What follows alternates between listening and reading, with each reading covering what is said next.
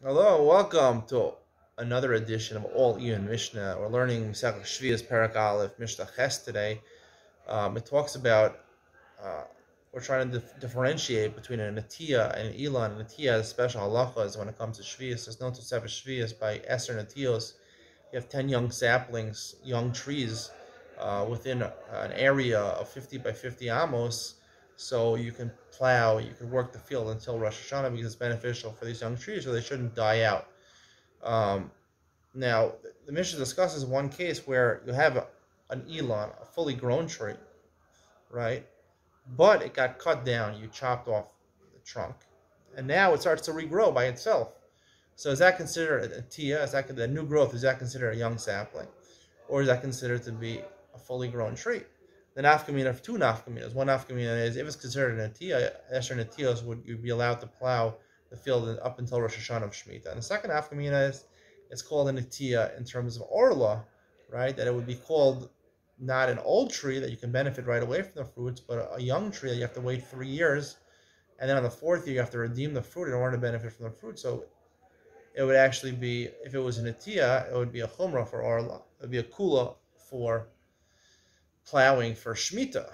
So this is problematic because, right, a lot of the Mefarshim explain that this is based on Maras Ayin, meaning everyone agrees that it was a tree. It was a tree. It was older than a year, older than 7 years, whatever makes a full tree considered to be an old tree.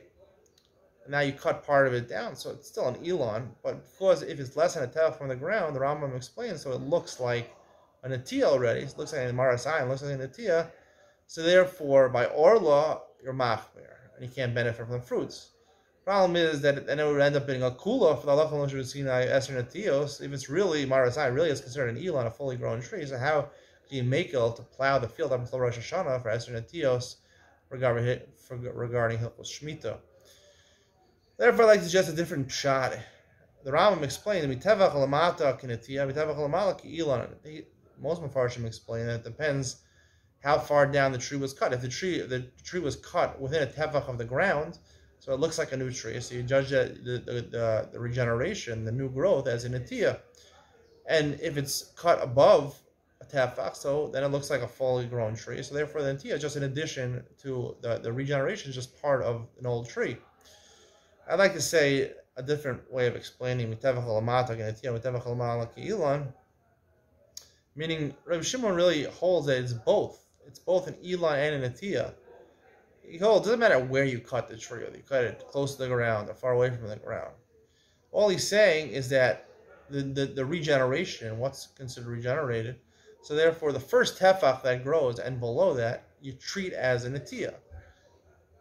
And with the regeneration, when it reaches a tefach and lamala from that part of the regeneration, you treat as an Elon, a fully grown tree. So it would end up being both. It would be part of it you would treat as an Atiyah, and part of it you would treat as an Elon. So therefore, it wouldn't be a problem of Maras Ayin, of looking like that, because we're talking about even if it's cut very high up or cut very low, it wouldn't make a difference. It's considered a new growth. The tree is dead. I mean, when you cut down the trunk of a tree, the tree is dead. So it's dead, but it's not completely dead. So therefore, if it's within a tefach, the regeneration is the first tefach over there. So then you treat it like an atiyah.